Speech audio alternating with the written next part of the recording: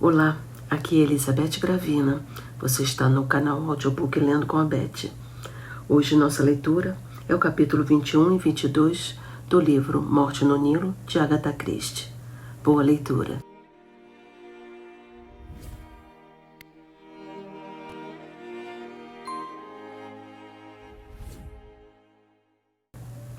Capítulo 21. Se a senhorita Bowers fosse uma vedete de teatro ou de cinema, seu roubo não poderia ter criado maior sensação. Mas é incrível, exclamou o coronel Race, apanhando as pérolas. A senhorita poderia nos dar alguma explicação? Claro, é por isso que estou aqui, disse a enfermeira, endireitando-se na cadeira. Não foi fácil tomar esta decisão. A família naturalmente odeia qualquer tipo de escândalo e eles confiam na minha discrição, mas as circunstâncias foram tão extraordinárias que não tive outra saída.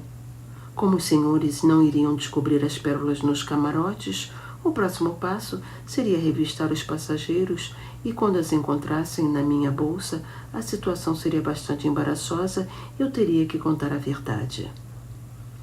Estamos aguardando. A senhorita tirou as pérolas do camarote da senhora Doyle? Ah, não! Coronel Race, claro que não. Foi a senhorita Van Schuller. A senhorita Van Schuller? Sim, ela não consegue se controlar e rouba, principalmente joias. Por isso viajo sempre com ela. Não é uma doença, mas sim um caso de idiosincrasia. Estou sempre alerta e, felizmente, até hoje nunca aconteceu um incidente mais desagradável. Além do mais, ela costuma esconder os furtos nos mesmos lugares, enrolados num par de meias, o que facilita as coisas. Todas as manhãs dou uma espiada. É claro que tenho um sono leve e sempre durmo num quarto ao lado dela, de modo que, se necessário, posso intervir e persuadi-la a voltar para a cama. Aqui no navio tem sido mais difícil, mas ela geralmente não costuma agir à noite. Prefere roubar de dia, esconder o furto em algum lugar e de noite ir apanhá-lo para levar para o quarto. Por azar, é fanática por pérolas. A senhorita Bowers calou-se. Quando descobriu o furto das pérolas? Perguntou Race. Hoje de manhã, enroladas nas meias. Reconheci de quem eram imediatamente. Fui tentar devolvê-las na esperança de que a senhora Doyle não tivesse dado pela falta das mesmas. Mas um cabineiro informou-me do crime e disse que o camarote da senhora Doyle estava interditado. Perceberam minha situação? Pensei em devolvê-las mais tarde, antes que falasse qualquer coisa. Passei uma manhã terrível imaginando o que deveria fazer. A família Van Schuller é tão tradicional e retrógrada. Morreriam se houvesse um escândalo, mas isso não acontecerá, não é mesmo? A senhorita Bowers estava realmente preocupada. Depende, respondeu o coronel Race cautelosamente. Faremos o possível. O que diz a senhora Van Schuller sobre tudo isso? Certamente negará, é o que sempre fez, alegando que alguém está querendo incriminá-la. Nunca confessa, por isso, quando é apanhada em flagrante, volta para a cama como um cordeirinho. A desculpa é que saiu para ver a lua ou as estrelas. A senhorita Robinson sabe disso? Não, a mãe dela sabe, mas acha que a filha não precisa tomar conhecimento desta doença da senhorita Van Schuller. No fundo, tem razão, pois sou bastante capaz para lidar com ela. Agradecemos sua pronta colaboração, senhorita Bowers, disse Poirot. A enfermeira levantou-se. Espero que tenha agido certo. Pode ter certeza que sim. O pior foi este crime para atrapalhar ainda mais. O coronel Race interrompeu-a. Senhorita Bowers, gostaria de lhe fazer uma pergunta, disse ele em tom grave. Mas quero que saiba que preciso saber a verdade. A senhorita Van Schuller, além de cleptomaníaca, não possui qualquer tendência homicida? Céus, não, nunca. Pode me acreditar. Ela seria incapaz de matar uma mosca. A resposta da enfermeira foi tão incisiva que praticamente encerrou a entrevista. Mesmo assim, Poirot resolveu fazer outra pergunta. Ela é surda? Sim, Monsieur Poirot. É difícil notar quando se fala com ela, mas geralmente a senhorita Schuller não percebe quando alguém entra no quarto e ela está de costas, por exemplo. Ela não ouviria então uma pessoa andando no camarote ao lado? Não, de forma alguma. A cama fica do outro lado da parede divisória. Ela não ouviria coisa alguma. Obrigado, senhorita Bowers. Seria melhor que a senhorita voltasse para o salão e esperasse com os outros, disse o coronel Race, abrindo a porta para a enfermeira. Acompanhou-a com um olhar, fechou a porta e voltou para o seu lugar. Poirot apanhou as pérolas. O resultado foi mais rápido do que eu esperava. Essa moça esperta e fria seria capaz de nos enganar. E a senhorita Van Schuller? Não podemos eliminá-la da lista de suspeitos. Quem sabe ela matou a senhora Doyle para ficar com as joias? Não podemos acreditar na palavra da enfermeira, que certamente é paga para proteger o bom nome da família Van Schuller. Poirot concordou distraidamente, pois estava ocupado em examinar as pérolas. Podemos aceitar a história da velha? Disse Poirot. Ela olhou pela fresta da porta e viu Rosalie Otterbourne. O que não deve ter ouvido foi o tiro no camarote da senhora Doyle. Simplesmente estava na tocaia para aproveitar o momento de surrupiar as pérolas. A senhorita Otterbourne estava do lado de fora? Sim, atirando a bebida da mãe no rio. Ah, era por isso? Exclamou Grace com pena. Pobre moça, realmente não leva uma vida muito divertida. C'est pauvre petit. Ainda bem que não foi ela a assassina. Será que ela ouviu alguma coisa? Quando fiz a pergunta, demorou uns 20 segundos para dizer que não. Ah, exclamou Grace, alerta. Dá o que pensar. Se Lynette Doyle foi morta a 1h10, disse Grace, ou quando todo o navio já estava quieto, me parece muito estranho que ninguém tenha ouvido um tiro. Admito que uma pistola daquelas é bastante silenciosa, mas quando reina o silêncio, até o desarrolhar de uma garrafa faz barulho. Agora começo a compreender uma coisa. O camarote do lado da senhora Doyle, de um lado, é do marido que estava sendo tratado pelo Dr. Bessner, e do outro é da senhorita Van Schuller, que é surda. Só nos resta o camarote do outro lado do navio, isto é, de Pennington. Volta e meia voltamos para ele. Voltaremos daqui a pouco, mas usaremos mais. Neste ínterim é melhor continuarmos nossa busca pelo navio. Usaremos as pérolas como desculpa, pois não creio que a senhorita Bowers abra a boca. As pérolas, disse Poirot, colocando-as contra a luz. Lambeu-as contra a luz e tentou até mordê-las. Em seguida, colocou-as sobre a mesa, suspirando. Mais complicações, meu caro, concluiu Poirot. Não sou perito em joias preciosas, mas já andei lidando com elas há alguns anos e tenho quase certeza de que este colar é uma ótima imitação. Capítulo 22. Este caso está ficando cada vez mais complicado, praguejou o coronel Grace, apanhando as pérolas. Você tem certeza de que elas são falsas? Para mim parecem verdadeiras. São imitações muito bem feitas. E daí? Quem sabe Lynette Doyle, por medida de segurança, mandou fazer esta réplica para viajar em paz. Muitas mulheres fazem isso. Neste caso, o marido saberia.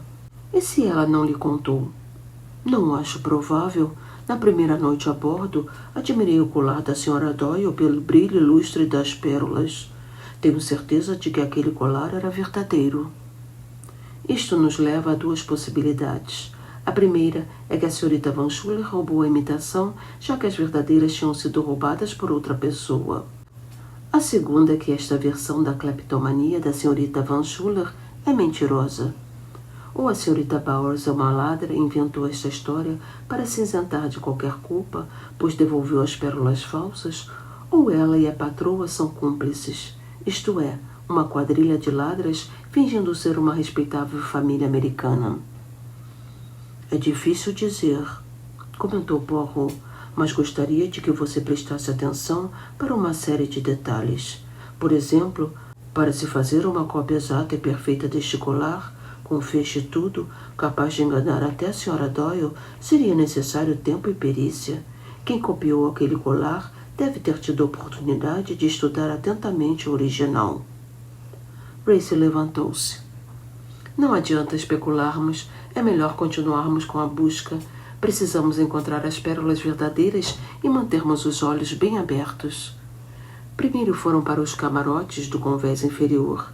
Na cabine do Sr. Richet, encontraram vários trabalhos sobre arqueologia em várias línguas, roupas espalhadas, loções para o cabelo de várias marcas e 2 cartas, uma sobre uma expedição arqueológica na Síria e outra de uma irmã em Roma.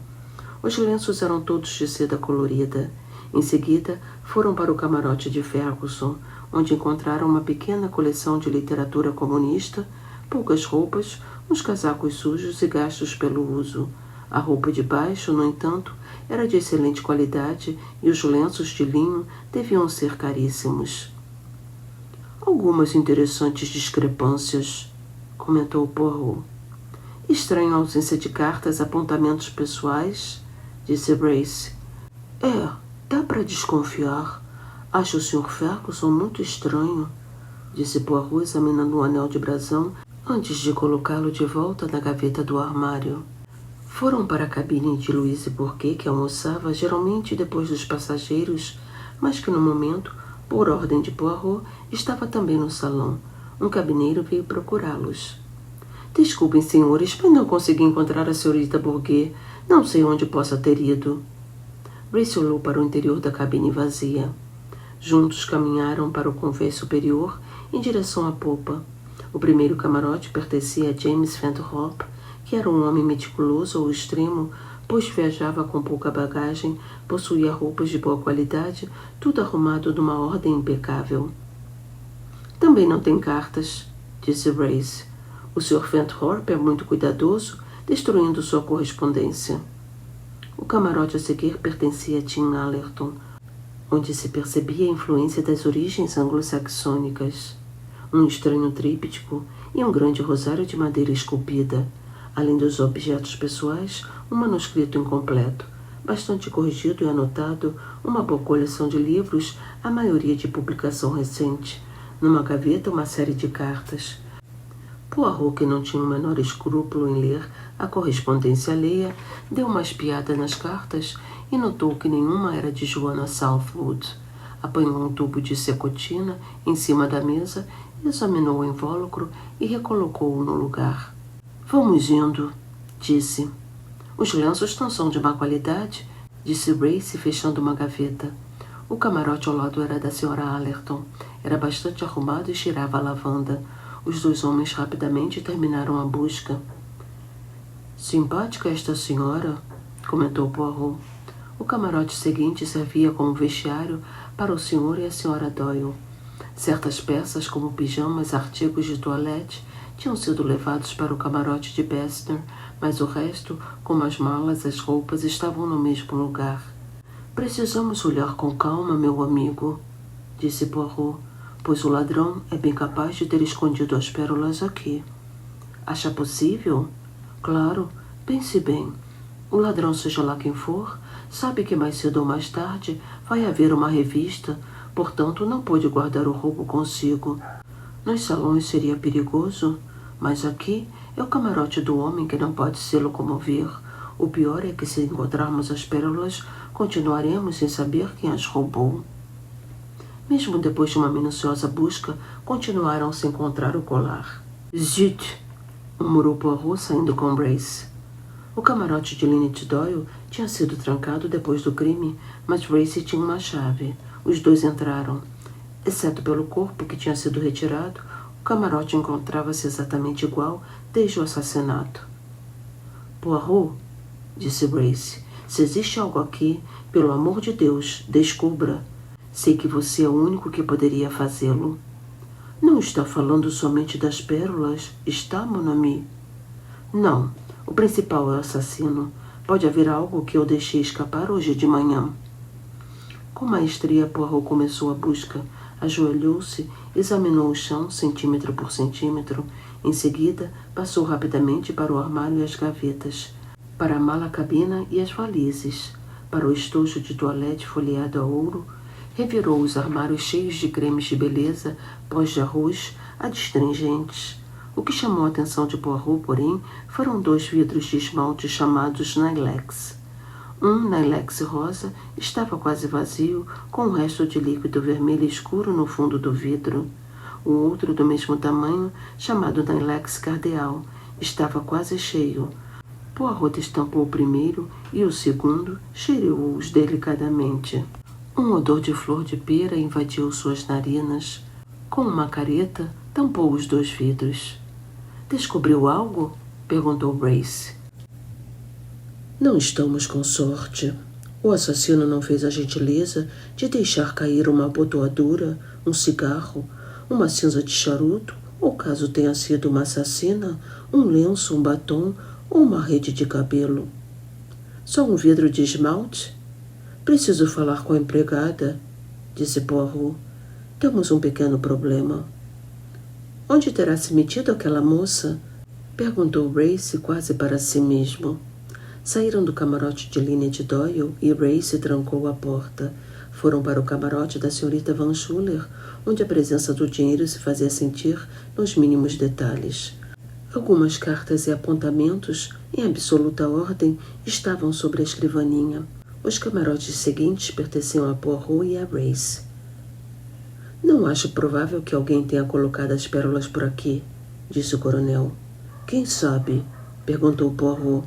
Uma vez no Expresso para o Oriente, investiguei um crime em que aparecia um kimono vermelho. Tinha desaparecido, mas devia estar no trem.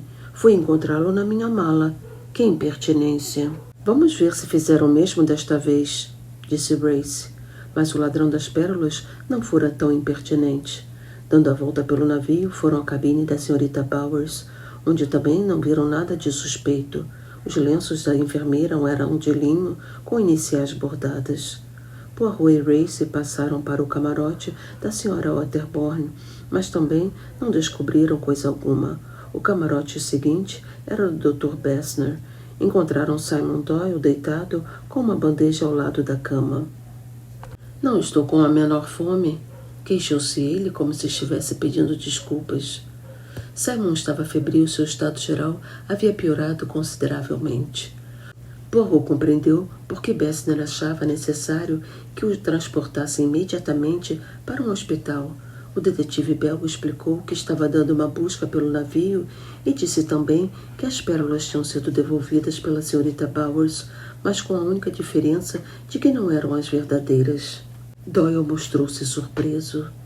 Tem certeza, Sr. Doyle, de que sua esposa não encomendou uma réplica do colar para poder viajar mais despreocupada? Simon sacudiu a cabeça. Não, absolutamente. Lynette adorava essas pérolas e vivia com elas. Estavam no seguro contra qualquer acidente e por isso elas largavam em qualquer lugar. Neste caso, precisamos continuar a busca, disse Poirot abrindo as gavetas. Brace apanhou uma mala. Esperem aí. Vocês não acham que Bessner as tenha roubado, não é? Poirot sacudiu os ombros. Talvez. Afinal, o que sabemos de Bessner? Só o que ele nos contou. Mas ele não podia tê-las escondido comigo aqui. Quem sabe? Não sabemos quando se efetuou a substituição. Pode ter acontecido dias atrás. Não pensei nisso, disse Simon. Não descobriram coisa alguma. Gastaram também certo tempo no camarote de Pennington. Poirot e Brace examinaram minuciosamente toda a papelada legal, inclusive as procurações não assinadas por Lynette. Não me parecem irregulares ou ilegais, não concorda? Perguntou Poirot. Concordo, mas sabemos que o homem não é um estúpido. Caso houvesse alguma procuração irregular, ele já a teria destruído. É verdade. Poirot achou um revólver Colt numa gaveta, examinou-o e recolocou-o no lugar. Ainda existe gente que viaja armada, murmurou. Sabemos que Lynette não foi assassinada por uma arma destas, disse Brace. Estive pensando a respeito da pistola que foi atirada na água. Imagine que o assassino deixou-a no camarote e que alguém a descobriu e a atirou fora. É possível. Aliás, já tinha pensado nisso. Mas quem poderia ser? Que interesse teria em encobrir Jacqueline de Belfort? O que estaria fazendo no camarote de Lynette Doyle? A única pessoa que entrou lá, além do assassino, foi a senhorita Van Schuller. Que interesse teria ela em jogar fora a arma? Por que haveria de querer proteger a senhorita de Belfort? Mas que outra razão poderia existir para jogar a arma fora? Pode ser que ela tenha visto a estola quando entrou no camarote e achou melhor jogar tudo fora. A estola pode ser, mas o revólver não. Concordo que talvez tenha acontecido isso, mas... Bom dia. Que confusão. Existe outro particular que o senhor não deve esquecer. A estola. Ao saírem do camarote de Pennington, Poirot sugeriu que Grace desse uma busca nos camarotes de Jacqueline e Cornélia Robinson, enquanto ele ia conversar um minuto com Simon Doyle. Poirot voltou para o camarote do Dr. Bessner. Estive pensando, disse Simon. Tenho certeza de que ela estava com um colar verdadeiro ontem à noite. E por que, Monsieur Doyle? Porque Lynette, respondeu ele, com dor ao pronunciar o nome da mulher. Estava brincando com elas e fez qualquer referência às pérolas. Tenho certeza de que ela notaria caso tivessem sido substituídas. A imitação é quase perfeita.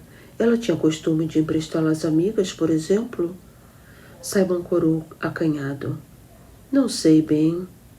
Monsieur Poirot, o senhor compreende? Eu não conhecia Lynette há muito tempo. Ah, compreendo. Foi um romance rápido. De maneira que não sei certas particularidades sobre minha mulher.